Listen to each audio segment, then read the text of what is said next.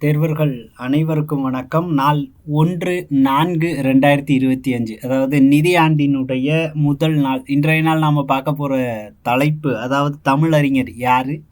TKC என்று அழைக்கப்படக்கூடிய decay Chidambaranar அவர்களை பற்றி தான் இந்த பகுதியில் நாம் பார்க்க போகிறோம். அப்போ அவர் பிறந்த ஊர், அவருடைய இயற்பெயர், அவருடைய படைப்புகள், அவர் சார்ந்த சிறப்புகள் என்னென்ன அப்படின்னு தான் இந்த பகுதி நமக்கு சொல்லுது. அப்போ டிகே சிதம்பரனார் அவர்களினுடைய காலம் எப்போ? 1882 1954 வரை. சரிங்களா? ஸோ அவர் பற்றின சில முக்கியமான விஷயங்கள், தகவல்கள், குறிப்புகளை தான் நாம் இந்த பகுதியில் பார்க்க போகிறோம்.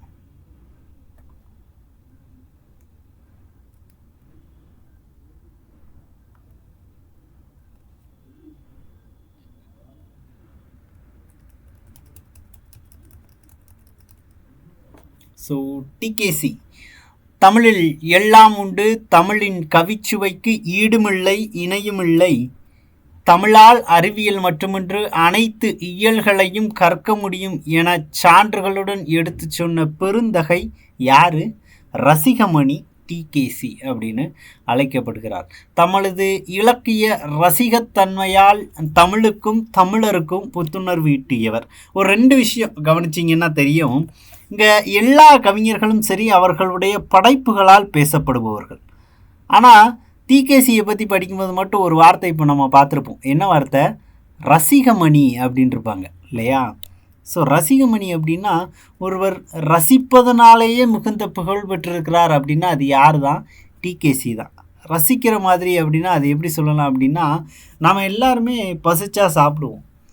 ஆனால் சில பேர் உணவு இருந்தும்போது பார்த்தீங்க அப்படின்னா ரொம்ப ருசித்து சாப்பிடுவாங்க. அவங்க சாப்பிட்றத பார்த்தாலே எல்லாத்துக்கும் சாப்பிட்ணுன்னு ஆசையாக இருக்கும். அதே மாதிரி ஒரு இலக்கியத்தை படிக்கும்போதும் சரி, அதை அணுகும் போதும் சரி, இந்த டிகேசி அவர்களினுடைய கண்ணோட்டம் மட்டுமே ரொம்ப வித்தியாசமாக இருக்கும். அதனாலேயே என்னவோ அந்த இலக்கியத்தை நேரில் படிக்காமல் அதை படித்து டிகேசி என்ன சொல்கிறாருன்னு கேட்போம் அப்படின்னு அவரை சுற்றி ஒரு கூட்டம் எப்போவுமே இருந்துகிட்டு இருந்ததாக வரலாறு அடையாளப்படுத்துகிறது. யார்? ரசிகமணி டிகேசி அவர்களே. அதனால தான் என்ன பேர் பெறுறாரு? ரசிகமணி அப்படின்ற பேர் பெறுறார். சரியா? அப்போ அவர் என்ன பண்ணியிருக்கிறாருன்னு பாருங்கள். டிகேசியின் வீட்டு கூடத்தில் வட்ட வடிவமான தொட்டி கட்டில் ஞாயிறுதோறும் மாலை 5 மணிக்கு கூடிய கூட்டம் இலக்கியத்தை பற்றி பேசியது. அதுக்கு பேர் என்னது? வட்டத்தொட்டி அப்படின்னு பேர் வச்சிருக்கிறாங்க. வட்டத்தொட்டி என்ன பெயர்? பண்பு பெயர் இல்லையா? ஏன்? அது ஒரு ஷேப், வடிவத்தை அந்த இடத்துல வெளிக்காட்டுது. சரிங்களா? ஸோ டிகேசி இலக்கியங்களின் நயங்களை சொல்ல சொல்ல கூட்டத்தில் உள்ள அனைவரும் தங்களை மறந்து இலக்கியத்தில் திளைப்பர். தமிழின் இனிமை என்பது மட்டும் அவர்கள் உள்ளங்களில் நிறைந்திருக்கும். வழக்கறிஞராக தொழில் புரிவதை விட தமிழின்பத்தில் திளைப்பதையே, அதாவது தமிழின்பத்தில் திளைப்பதையே டிகேசி விரும்பினார். தமிழ் கலைகள், தமிழ் இசை, தமிழ் இலக்கியம் ஆகியவற்றின் சுவையையும் மேன்மையையும் தனித்தன்மையையும் எடுத்துச் சொன்னார். கடிதங்களிலும் அவற்றையே வியந்து எழுதினார். அவர்தம் கடிதங்கள் இலக்கிய தரம் கொண்டு புதிய இலக்கிய வகையாகவே கருதப்பட்டன. இதய ஒளி, கம்பர் யார், கம்பர் தரும் காட்சிகள், அற்புத ரசம் முதலான நூல்களும், முத்தல்லாயிரம், கம்பராமாயணம் ஆகியவற்றிற்கு எழுதிய உரையும் அவருடைய இலக்கிய நுகர்வு கடலின் சில அலைகள் அப்படின்னு சொல்கிறாங்க. அப்போ அவருடைய படைப்புகளாக இதெல்லாமே அடையாளப்படுத்தப்படுகிறது. அது கடந்து பதவி ரீதியாக பார்த்தோம் அப்படின்னா, சென்னை மாநில மேலவையினுடைய உறுப்பினராகவும் அறநிலையத்துறையினுடைய ஆணையராகவும் பணியாற்றிய அனுபவம் இவருக்கு உண்டு அப்படின்னு சொல்லலாம். ஸோ தமிழுக்கு இவருடைய பங்களிப்பு அப்படின்றது மிக அதிகமானது. ஏன் அப்படின்னா, நிறைய மற்ற கவிஞர்களினுடைய படைப்புகளை வெளிக்கொண்டு வந்த பெருமை இவை சாரும் அப்படின்னு சொல்கிறாங்க. இவருடைய பகுதி அப்படின்றதுனாலேயே என்னவோ இந்த பகுதியில் நம்ம இதையும் சேர்த்து படிக்கிறோம். எது? திருநெல்வேலி சீமையும் அதனை சுற்றியுள்ள அந்த பகுதியில் வாழக்கூடிய கவிஞர்களும் அப்படின்ற அடிப்படையில். ஏன்னா இவரை பற்றி நிகழ்வுகள் பார்த்தீங்க அப்படின்னா புத்தகங்களில் ரொம்ப ரொம்ப ரொம்ப குறைவு. ஆனால் அந்த மண் சார்ந்த கேள்விகள் அதிகம். சரிங்களா? கரிசல் இலக்கியம் அப்படின்னு எடுத்துட்டா கோவில்பட்டி சுற்று வட்டாரத்தில் இருக்கக்கூடிய அனைத்து கவிஞர்களும் அடையாளப்படுத்தப்படுகிற மாதிரி இதையுமே நம்ம சேர்த்து படிச்சிடுறோம். சரிங்களா? அப்போது அந்த பகுதி அதை சுற்றி என்னென்ன படைப்பாளர்கள் வாழ்ந்திருக்கிறாங்க அப்படின்றது தான் இந்த பகுதி நமக்கு சொல்லுது. டிகேசி அவர்களின் இதே ஒளி என்னும் நூலிலிருந்து எடுத்து தரப்பட்டுள்ளது. பாரதியார் பிறந்து வளர்ந்த இடம் அப்படின்றது எட்டயபுரம். எட்டயபுர சமஸ்தானம் நெடுகிலும் பார்த்தோம்னா ஊரூராய் புலவர்களும் கவிராயர்களும் வாழ்ந்தனர். தேசிக விநாயகனார் கவிமணி தேசிக விநாயகனார் கன்னியாகுமரி பக்கம், அதாவது நாஞ்சில் நாட்டில் பிறந்து வளர்ந்தவராக இருந்தாலும் தமிழை அழுத்தமாக ஆர்வத்தோடு கற்ற இடம் திருநெல்வேலி தான். கோவில்பட்டியிலிருந்து கிழக்கே 8 மைல் தூரத்தில் பாரதியாரின் பிறப்பிடமாகிய எட்டயபுரம் இருக்கிறது. அதனால தான் அவர் என்ன சொல்கிறாங்க, எட்டயபுரத்தின் ஏந்தல் அப்படின்றாங்க. ஆனால் அதே எட்டயபுரத்தில் 200 வருஷத்துக்கு முன்னாடி யார் வாழ்ந்திருக்கிறா? கடிகை முத்து புலவர் அவர்கள் வாழ்ந்திருக்கிறாங்க. அவர் வேங்கடேஸ்வர எட்டப்ப ராஜாவை பற்றிய பல பாடல்களையும் பாடியிருக்கிறார். தூத்துக்குடி அருகில் மணியாச்சியிலிருந்து 7-8 மைல் தூரத்தில் தாமிரபரணி நதியும் சிற்றாரும் கலக்கிற இடம் பேர் என்னது?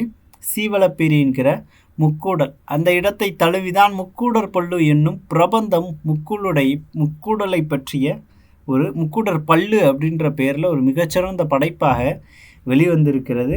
ஸோ அதில் ஒரு வரி பார்த்தீங்க அப்படின்னா, ஆற்று வெள்ளம் நாளை வர தோற்றுதே குறி மலையாள மின்னல் ஈழ மின்னல் சூழ மின்னுதே அப்படின்றாங்க. மலையாள மின்னல்னா என்னது? கேரளா பகுதியிலேருந்து மின்னல் வெட்டுது, இடி இடிக்குது. ஈழம்னா எந்த பகுதி? இலங்கை பகுதியிலிருந்தும் நமக்கு இடியும் மின்னலும் இடிக்குது. அப்போ 2 பக்கத்துலேருந்தும் ஒரு அழுத்தம் இருக்குது. ஒரு பெரிய மழை வரப்போகுது. அப்போ அந்த மழை வரப்போகுதுன்னா ஒரு நண்டு எப்படி ரியாக்ட் பண்ணும், ஒரு தவளை என்னென்ன செய்யும் அப்படின்றதெல்லாம் அந்த பகுதியில் நமக்கு பேசியிருப்பாங்க. அடுத்து பாருங்கள், சுமார் 300 வருடங்களுக்கு முன்பு மதுரை பக்கத்திலிருந்து பலபட்டடை சொக்கநாத புலவர் நெல்லைக்கு வந்தார். குறிப்பாக சொல்லணும் அப்படின்னா, தமிழ் புத்தகத்தில் நெல்லையில் தச்சநல்லூர் அப்படின்னு நமக்கு அடையாளப்படுத்தியிருப்பாங்க இல்லையா?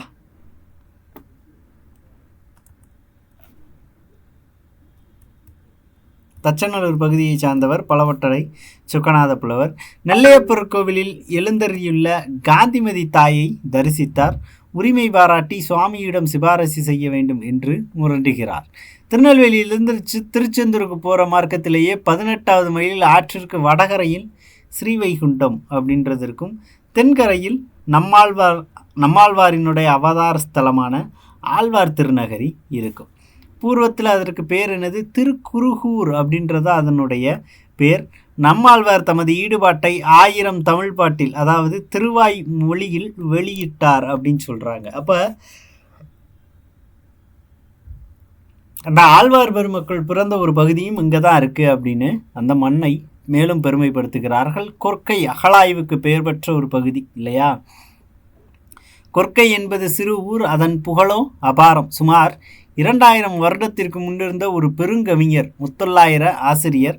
பல தேசங்களிலும் வர்த்தகர்கள் வந்து முத்து வியாபாரம் செய்கிறதை அவர் பார்த்தார். மேற்கே ரோமாபுரி கிரேக்க தேசம் முதல் கிழக்கே சைனா வரையும் கொற்கள் இருந்தே முத்து போய்கொண்டிருந்தது அப்படின்னு அந்த வணிக பகுதியை பற்றி பேசுகிறாங்க. அடுத்து பாருங்கள், காயல்பட்டினம் சீதக்காதி. இதை படித்த உடனே நமக்கு இவங்க தான் ஞாபகம் வருவாங்க. கிட்டத்தட்ட 250 வருடத்திற்கு முன்பு சீதக்காதி என்ற பெரிய வணிகர் இருந்தார். அவருடைய கப்பல்கள் பார்த்தீங்க அப்படின்னா பல தேசங்களுக்கு சென்று வணிக நடவடிக்கைகளை மேற்கொண்டார். குதிரை ஏற்றுமதி இறக்குமதியில் மிக முன்னணியில் இருந்தவராக அடையாளப்படுத்தப்படுகிறார். அவர் இறந்தபோது நமச்சிவாய புலவர் பாடிய ஒரு பாடலை நமக்கு இங்கே கொடுக்குறாங்க. பூமாது இருந்ததன் புவிமாது இருந்ததன் இப்பூதளத்தில் நாமாது இருந்தென்ன நாமும் இருந்தென்ன நாவலருக்கு கோமான் அழகமர்மால் சீதக்காதி கொடை குறத்து சீமான் இறந்திட்ட போதே புலமையும் செத்ததுவே அப்படின்னு சொல்கிறாங்க. அப்போ என்னைக்கு இந்த சீதக்காதி இறந்தாரோ அன்னைக்கு இந்த புலமையும் செத்துருச்சு அப்படின்னு சொல்கிறாரு. அப்போ அந்த அளவிற்கு வாரி வழங்கிய ஒரு வள்ளலாக சீதக்காதி அவர்கள் அடையாளப்படுத்தப்படுகிறார். அடுத்து பாருங்க, திருப்புகழை பாடிய அருணகிரிநாதர் அவர்கள் நந்தவனங்களை பார்த்து அனுபவித்தார். ஏரி நீர் நந்தவனங்களில் கட்டி கிடப்பதால் செயல்மீன்கள் துள்ளி குதிக்கவும் பூஞ்செடி கொடிகளையே அழிக்கவும் தலைப்பட்டன என்று பாடியுள்ளார். யார்? அருணகிரினார். அடுத்து பாருங்க, கழுகுமலை. கழுகுமலையினாலே காவடி சிந்தை பாடிய அண்ணாமலையார் அவர்கள் தான். யாரை பற்றி பாடியிருப்பார் அப்படின்னா, கழுகுமலையில் இருக்கக்கூடிய முருகரை மையப்படுத்தி பாடியிருப்பார். இவருடைய இடம் பார்த்தீங்க அப்படின்னா ஊர் சென்னிகுளம் அப்படின்ற ஊர், அதாவது சங்கரன் கோவிலுக்கு அருகே சென்னிக்குளம் அப்படின்ற ஒரு ஊர், சென்னி மலை அப்படின்ற ஒரு ஊர் அப்படின்னு நமக்கு புத்தகத்தில் கொடுத்துருப்பாங்க. அதாவது சங்கரன் கோவில் பக்கத்தில் கரிவளம் வந்த நல்லூர், அதன் அருகாமையில் இருக்கக்கூடிய சென்னிமலை அப்படின்ற ஏரியா தான் அண்ணாமலையார் அவர்களினுடைய ஒரு பிறப்பிடம். காவடி சிந்து பாடுவதில் வல்லவர் அப்படின்னு அடையாளப்படுத்துகிறாங்க. காவடி பாட்டை கேட்க வேண்டுமானால் பம்பை, வேளம், ஆட்டம் எல்லாவற்றோடும் கேட்டால்தான் ரசமும் சத்தியும் தெரியும். அதாவது சங்கரன் கோவிலிருந்து 12 மைலில் ஒரு சிவஸ்தலம் கோமதித்தாய் அப்படின்னு சொல்லுவாங்க. கோமதித்தாயை பற்றி உண்மையான பக்தியும் தமிழ் பண்பும் வாய்ந்த ஒரு பாடல். அதை பாடியவர் யார்? திருநெல்வேலியை சார்ந்த அழகிய சொக்கநாதர் அவர்கள். அதாவது ஹரியும் சிவனும் ஒன்று அறியாதவன் வாயில் மண்ணு அப்படின்னு சொல்லுவாங்கள்ல, அந்த கூற்றுக்கு இணங்க ஹரியையும் சிவனையும் ஒரே சிலையில் வடித்த பெருமை இந்த சங்கரன் கோவிலில் இருக்கக்கூடிய அந்த நிலஸ்தலத்திற்கு சாரும். ஸோ அது சார்ந்த ஒரு செய்யுள் பகுதி நம்ம கொடுத்துருக்குறாங்க. வாடா என அழைத்து வாழ்வித்தால் அம்ம உனை கூடாதென்றார்த எடுப்பார் கோமதித்தாய் ஈஸ்வரியே அப்படின்ட்டு.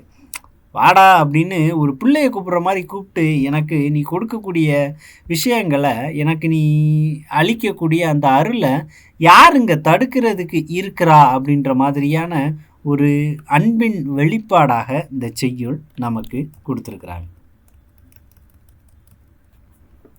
அடுத்து பார்க்கக்கூடியது எதை பற்றி பார்க்குறோம்? குற்றாலத்தை பற்றி. மேலே நாம் பார்க்குறது ஏற்கனவே நாம் சொன்ன பகுதியை பற்றி தான் பேசியிருப்பாங்க. கரிவளம் வந்த நல்லூர் அப்படின்றது தான் எப்படி குறிப்பிட்டிருக்கிறாங்க? கருவை நல்லூர் அப்படின்னு குறிப்பிட்டிருக்கிறாங்க. இங்கேயுமே ஒரு சிவஸ்தலம் இருக்குது. அந்த சிவஸ்தலத்தை பால்வண்ணநாதர் சிவஸ்தலம் அப்படின்னு சொல்லுவாங்க. சரிங்களா? ஸோ அதை பற்றி என்னென்ன அந்தாதி வந்திருக்கு? திருக்கருவை வெண்பா அந்தாதி, 10 அந்தாதி, கலித்துறை அந்தாதி என்று 3 நூல்கள் பாடப்பட்டிருக்குது. அநேக பாடல்கள் பக்தியும் செய்யுள் நயமும் நிறைந்து பாடப்பாட நாவுக்கு இனிமை தந்து கொண்டிருக்கின்றன அப்படின்னு சொல்கிறாங்க. அடுத்து பாருங்கள் குற்றாலம். குற்றாலத்தை பார்த்தோன்னே நமக்கு ஞாபகம் வர்றது குற்றால குறவஞ்சி ஞாபகம் வரும் இல்லையா? என்ன சொல்கிறாங்க? கவி இல்லாமலே மனதை கவரக்கூடிய இடம் குற்றாலம். என்னென்னலாம் இருக்குது? கோயில், அருவி, சோலை பொதிந்த மலை, தென்றல் எல்லாம் சேர்ந்து அமைந்திருப்பதை பார்த்தால் உலகத்திலேயே அந்த மாதிரி இடம் இல்லை என்றே சொல்லலாம். சுமார் 1300 வருடங்களுக்கு முன்பு திருஞான சம்பந்தர் என்ன பாடுறாரு? நுண்துளி துங்கும் குற்றாலம் அப்படின்னு பாடுறார். மாணிக்க வாசகர் ஒரு பாடல் பாடுறாரு. என்ன சொல்கிறாரு? உற்றாரை யான் வேண்டேன், ஊர் வேண்டேன், பேர் வேண்டேன், கற்றாரை யான் வேண்டேன், கற்பனவும் இனி அமையும் குற்றால துறைகின்ற கூத்தா உன் குறைகளற்கே கற்றாவின் மனம் போல கசிந்துருக வேண்டுவனே அப்படின்னு மண்ணின் பெருமை பற்றி பேசியிருப்பார். பிற்காலத்திலே எழுந்த தமிழ் இலக்கியங்களில் முக்கியமானது என்னது? குற்றால குறவஞ்சி. சரியா? ஸோ அப்போ அந்த குற்றால குறவஞ்சியினுடைய ஒரு செய்யுளும் நமக்கு இந்த பகுதியில் கொடுத்துருக்குறாங்க.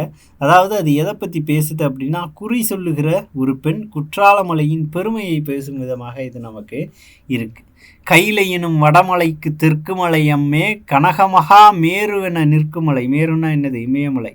கனகமகா மேருவென நிற்குமலை அம்மே துயிலும் அவர் விழிப்பாகி அகிலமெங்கும் தேடும் துங்கர் திரிகூட மலை எங்கள் மலை அம்மே அப்படின்றாங்க. சரி, கிட்டத்தட்ட ஒரு பொதிகை மலையினுடைய நீச்சி அப்படின்னு சொல்லலாம். மேற்கு தொடர்ச்சி மலையினுடைய ஒரு கடைப்பகுதி அப்படின்னும் அடையாளப்படுத்தலாம் இவங்களை இல்லையா?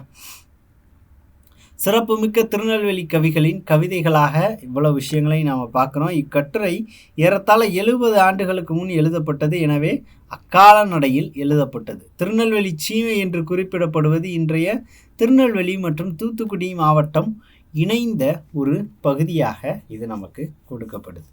ஸோ சில கடித போக்குவரத்து அப்படின்ற அடிப்படையில் டிகேசியினுடைய கவிதைகள் பெரும்பாலும் பேசப்படுகிறது. அதன் சிறப்பாக இந்த பகுதி நமக்கு கொடுத்துருக்குறாங்க. கைபேசியின் வரவால் இன்றும் கடிதம் எழுதும் பழக்கம் பெரும்பாலும் இல்லை. கடிதங்களை கொண்டு பல வரலாறுகளையும் இலக்கியங்களையும் பரிமாறி இருக்கிறார்கள். கடித வடிவில் புதினங்களும் எழுதப்பட்டன.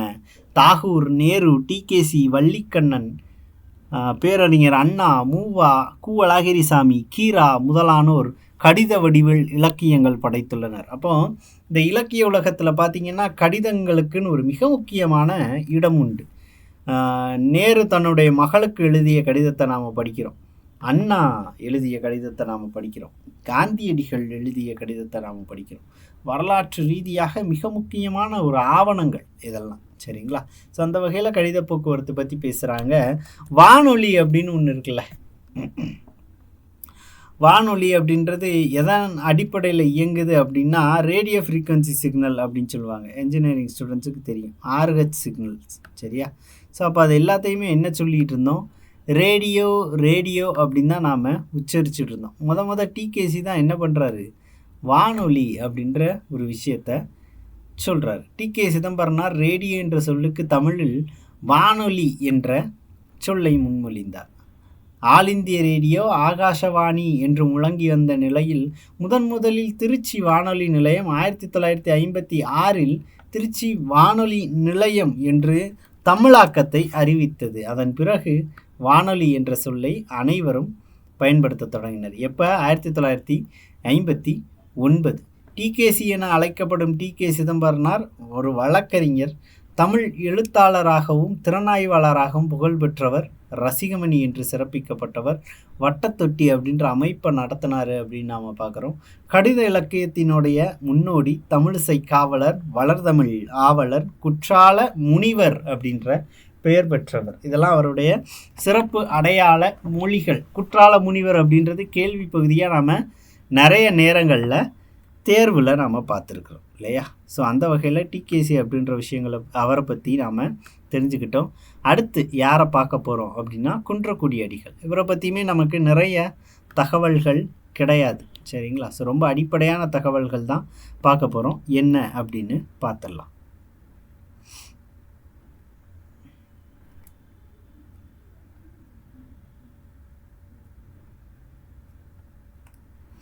ஸோ இவருடைய இயற்பெயர் அரங்கநாதன், ஊர் நடுத்திட்டு, தஞ்சாவூர் மாவட்டத்தில் இருக்கக்கூடிய நடுத்திட்டு. பெற்றோர் சீனிவாசம் பிள்ளை, சொர்ணத்தாச்சி. காலம் பார்த்தீங்க அப்படின்னா 11/7/25 முதல் 15/4/1995. அவர் பெயரிலேயே தெரியும், குன்றக்குடி ஆதீனத்தினுடைய மடாதிபதியாக இருந்தவர். 1944 தருமபுரி ஆதீனத்தில் கேஷியராக, கணக்கராக தன்னுடைய பணியை துவங்குகிறார். இறுதி காலத்தில் தினமணியில் எங்கே போகிறோம் அப்படின்ற ஒரு தலைப்பில் கட்டுரை எழுதி வந்ததாக அடையாளப்படுத்தப்படுகிறார். இவருடைய சிறந்த படைப்புகள் அப்படின்ற அடிப்படையில் எதெல்லாம் பார்க்குறோம், அப்பர் விருந்து, அப்பர் சுந்தரர் மாணிக்கவாசகர், திருவாசகத்தேன், தமிழமுது, சமய இலக்கியங்கள், நாயன்மார் அடிச்சுவட்டில். இவருடைய படைப்புகளில் மிக முக்கியமான ஒரு படைப்பு அப்படின்னு கூட சொல்லலாம். ஆலயங்கள், சமுதாய மையங்கள், தமிழக அரசினுடைய முதல் பரிசு பெற்ற படைப்பு. நமது நிலையில் சமயம் சமுதாயம், திருவருட்சிந்தனை, தினசரி தியான நூல், திருவள்ளுவர் காட்டும் அரசியல், திருவள்ளுவர் காட்டும் அரசு, குறச்செல்வம், வாக்காளர்களுக்கு வள்ளுவர் தொடர்பான அறிவுரை, திருக்குறள் பேசுகிறது, குறள் 100, சிலம்புநெறி, கம்மன் கண்ட ஆட்சியில் அரசியல் சமூகம். முழுக்க பொலிட்டிக்கல் ரிலேட்டடாக அறநூல்களில் இருக்கக்கூடிய மேற்கோள்களை எடுத்து கையாளக்கூடிய திறன் வாய்ந்தவர் அப்படின்னு சொல்லலாம். பாரதி யுகசந்தி அப்படின்ற படைப்பை கொடுத்தவர். பாரதிதாசனின் உலகம், கவியரங்கில் அடிகளார், மண்ணும் மனிதர்களும் போன்ற தலைப்புகளுக்கான படைப்புகளுக்கு சொந்தக்காரர். ஸோ ஒப்புரவு நெறி அப்படின்னு நாம் பார்க்குறோம். என்னது? மற்றொருவனுடைய நலனையும் பேணுதல் அப்படின்றது தான். அதாவது பரந்த நோக்கினை ஆழ்மன சிந்தனையோடு அவரது பேச்சாற்றல் பதிய செய்கிறது. மக்களாக பிறந்தோர் இயற்கை வழங்கிய அறிவு வாயில்களை பயன்படுத்தி மக்களுக்குரிய தகுதியினை பெறுதல் வேண்டும். வாழ்க்கையின் லட்சியமே மக்களை அறிவு நலமுடையராக்குதலும் பண்பு நலமுடையவராக்குதலுமே. இவ்விரண்டு குறிக்கோளும் இன்று அடையத்தக்க வழியில் மக்களுடைய வாழ்க்கை நடைமுறை இல்லை. அறிவுடையவன் மனிதன், அறிவு ஒரு கருவி. ஆறறிவுடையவன் எல்லாம் உடையவன், அவன் ஆவது அறிவான் அப்படின்னு மக்கள் சக மக்களை பண்படுத்துகிற ஒரு கண்ணோட்டத்தில் இந்த சமூகத்தை அணுகணும் அப்படின்ற விஷயங்களை பகிர்ந்திருப்பார். செய்தி சேகரிப்பது தான் அறிவா, நூலறிவு அறிவின் அளவுகோலா, வாழ்கின்றாய் வாழாத நெஞ்சமே என்பார் மாணிக்கவாசகர். அறிவார்ந்த ஆழ்வினையோடு வாழ்தல் வேண்டும் அப்படின்னு சொல்கிறார். அது என்ன வாழ்கின்றாய் வாழாத நெஞ்சமே அப்படின்னா சின்ன விஷயந்தான். புரிகிற மாதிரி சொல்லணும் அப்படின்னா நாம் ஒரு மீன் பார்த்தோம்ல, பார்ப்போம் இல்லையா? வாழ்கிறதுக்காண்டி வேலைக்கு போகிறாமா, வேலைக்கு போகிறதுக்காண்டியே வாழ்கிறோமா அப்படின்னே தெரியலை அப்படின்னு சொல்லுவோம் இல்லையா? நிறைய பேருனுடைய பணிச்சுமை அப்படின்றது அப்படி ஆகிப்போச்சு. நான் சொல்கிற 2 வார்த்தைக்கு வித்தியாசம் தெரியுதான்னு பாருங்கள். பொழைக்கிறதுக்கும் வாழ்கிறதுக்கும் வித்தியாசம் இருக்குது இல்லையா? பிழைச்சி கிடக்கிறது வேற, வாழ்ந்து காட்டுறது வேற. இதைத்தான் இந்த இடத்துல நமக்கு பேசியிருப்பாங்க. குன்றக்குடி அடிகளாரும் எதுக்காக நீ ஓடுற அப்படின்னு கேட்டிருப்பார். ஒரு ஜான் வயிற்றுக்காண்டி அப்படின்னு நாம் சொல்லுவோம். ஒரு ஜான் வயிற்றுக்காண்டி இவ்வளவு ஓடணுமா அப்படின்ற ஒரு கேள்வி கேட்டால் நம்மக்கிட்ட நிறைய பேர்கிட்ட அதற்கான பதிலே கிடையாது. சரியா? ஸோ அந்த வகையில் முதல்ல சொல்லக்கூடிய விஷயம் இது.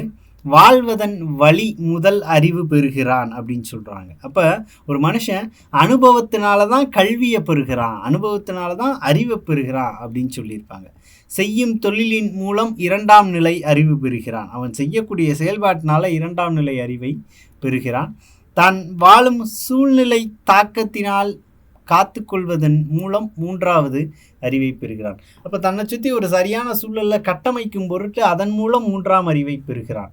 நல்ல நூல்களை தேர்ந்து கற்பதன் வழி 4வது அறிவை பெறுகிறான். ஸோ அப்போ நல்ல நூல்களை தேர்ந்து கற்பதன் மூலமாக 4 அறிவு பெறுகிறான். கலந்து கேட்டு பேசி பழகி அதன் வழி வரும் பிரிவு 5வது அறிவு.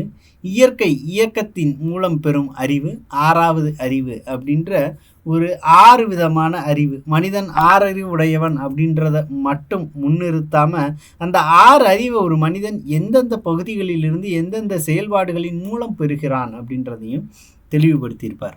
நம் நாட்டில் பேசுகின்ற திறன் நிறைய வளர்ந்துள்ளது. இதை வைத்துக்கொண்டு அவனுக்கு நிறைய தெரிந்திருப்பதாக எண்ணுகிறோம்.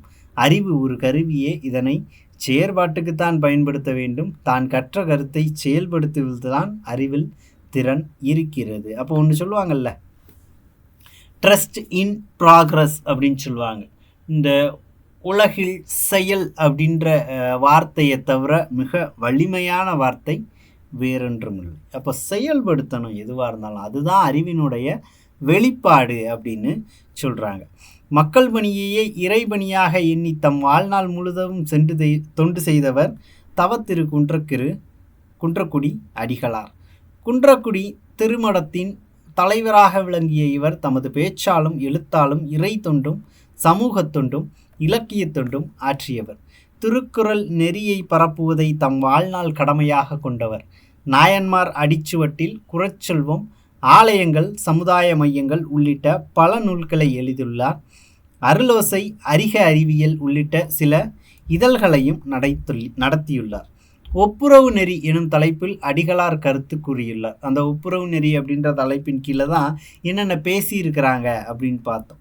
சமயம் சார்ந்து இவருடைய கருத்துக்கள் என்ன அப்படின்னா, நிலத்தின் கடினத்தன்மையை இலக்கி நிகழச் செய்து பயன்படு பொருட்களின் விளைவுக்கு தகுதியாக்குவது உழவு. சுவையுடையனவாக ஆனால் ஒன்றோடொன்று மாறுபட்ட சுவையுடனவாகிய பொருட்களை சுவைத்ததற்குரிய சுவையுடையவனாக ஆக்குவது சமைத்தல். மனித உள்ளங்களை இன்ப அன்பின் விளைநிலமாக தகுதிப்படுத்தி பக்குவப்படுத்தும் தத்துவத்திற்கு, வாழ்க்கை முறைக்கு சமயம் என்று பெயர். மனித வாழ்க்கையை சமைத்து பக்குவப்படுத்துவதே சமயத்தின் நோக்கம் அப்படின்னு சொல்லுவாங்க. அப்போ சின்ன விஷயந்தான், ஒரு பொருள் ரொம்ப கடினமாக இருக்குது. எடுத்துக்காட்டுக்கு ஒரு உருளைக்கிழங்கு எடுத்துக்கோமே, ரொம்ப கடினமாக இருக்குது இல்லையா? அப்போ அந்த உருளைக்கிழங்குக்குள்ளே நிறைய ஸ்டஃப் நாம் வைக்கும்போது அது இன்னும் கொஞ்சம் சுவையாக மாறுது. அப்போ அந்த ஸ்டஃப்பை வைக்கணும் அப்படின்னா அந்த கடினத்தன்மையை அந்த உருளைக்கிழங்கு இழக்கணும். இழக்கிறதுக்கு நாம் என்ன பண்ணுறோம், அதை எரிக்கிறோம்னா சமைக்கும்போது அது இலக்கம் கொடுக்குது, தளர்வடையுது. அதன் மூலமாக அதுக்குள்ளே நிறைய ஸ்டஃப் வச்சு ஒரு ஒரு ஒரு சுவையான ஒரு நிலையை அது அடையுது. இந்த மாதிரி தான் அந்த மனுஷங்களும் நல்ல நூல்கள் அவங்கள பண்படுத்தும், சமைக்கும் அப்படின்னு சொல்கிறாங்க. அப்படி சமைப்பதன் மூலமாக அவன் எட்டக்கூடிய அந்த அறிவின் உச்சம்தான் என்னது, சமயம் அப்படின்னு சொல்கிறாங்க. அப்போ ஒரு கடவுளை நோக்கிய கண்ணோட்டமும் அதே கடவுளை தொழுது அதே கடவுளை மற்றவர்கள் மீது திணிக்க முற்படுத்துவது சமயம் அல்ல. ஒப்புரவு நெறி எல்லோருடைய நலனையும் பார்க்கணும், அதே நேரத்தில் ஒரு பொதுவான கண்ணோட்டமும் இருக்கணும். அப்படி ஒரு மனிதனை பண்படுத்துவது தான் சமயம் அப்படின்னு சொல்கிறாரு. உண்மைதானே? எல்லா வேதங்களும் சரி, எல்லா மதம் சார்ந்த நூல்களும் சரி, ஒரே ஒரு விஷயத்தை தான் சொல்லுது, அன்பு செய்வோம் அப்படின்ற விஷயத்தை தான். அடுத்தவரிடத்தில் அன்பு செய்யணும், எல்லோருக்கிட்டையும் அன்பு செய்யணும், தாய்மையுள்ளத்தோடு இருக்கணும் அப்படின்னு தானே எல்லா மதங்களும் நமக்கு போதிக்கின்றன. யோசிச்சு பாருங்கள், ரோட்டில் ஒரு அம்மா நடந்து போய்கிட்டு இருக்கிறாங்க, நாம் எதிரில் வரும்போது கல் தட்டிட்டோம், கீழேயே விழுந்துட்டோம். சின்ன பிள்ளைகள் நிறைய அந்த விஷயத்த பார்த்துருப்போம். தெரியாத ஒரு பையன் எதிரில் விழுந்துட்டா கூட யார்த்தே என் புள்ள அப்படின்ட்டு ஓடி போய் தூக்கக்கூடிய தாய்மார்கள், தாயுள்ளம் கொண்டவர்கள் இன்னமும் இருக்கிறாங்க. அப்போ அந்த ஒரு குணம் எல்லாருக்குள்ளேயும் வந்துடணும் அப்படின்றது தான் எல்லா நீதி நூல்கள், அறநூல்கள், மதம் சார்ந்த நூல்கள், வேதங்களினுடைய ஆகச்சிறந்த மிக முக்கியமான போராட்டமாக இருக்குது அப்படின்றது தான். அப்படி மட்டும் ஒரு மனுஷனை இந்த நூல்கள் பண்படுத்திட்டா ஒரு சுபிட்சமான எதிர்காலம் உண்டாகும். அதற்கு எல்லா மனிதர்களும் ஒரு சரியான கண்ணோட்டத்தோடு இந்த நூல்களை அணுகணும். அந்த வகையில் நிறைய படைப்புகள் நிறைந்த இந்த நூல்களை மக்கள்கிட்ட, சாமானியன்கிட்ட கொண்டு போய் சேர்க்கணும் அப்படின்றது தான் இந்த ஒவ்வொரு படைப்பாளர்களினுடைய நோக்கமாக இருந்தது. அதைத்தான் தன்னுடைய கருத்தியல் வாயிலாக தவத்திரு குன்றக்குடி அடிகளார் அவர்களும் வெளிப்படுத்தியிருக்கிறாங்க. அப்போ இன்றைய வகுப்பில் நாம் யாரை பற்றி பார்த்தோம்? டிகேசி அவர்களை பற்றியும் தவத்திரு குன்றக்குடி அடிகளார் அவர்களை பற்றியும் பார்த்தோம். அவர்கள் சார்ந்த படைப்புகள், அவர்களுடைய வாழ்க்கை வரலாறு, அவர்களுடைய படைப்புகள் எந்தெந்த விஷயங்களை கடந்து வந்திருக்கிறாங்க, அவர்களுடைய அந்த கருத்தியல் அப்படின்றது மற்ற கவிஞர்கள்கிட்ட இருந்து எந்த விதத்தில் மாறுபட்டு இருந்துச்சு அப்படின்றத நாம் பார்த்துருக்குறோம். நல்ல தலைப்பில் அடுத்த வீடியோவில் பார்க்கலாம். நன்றி.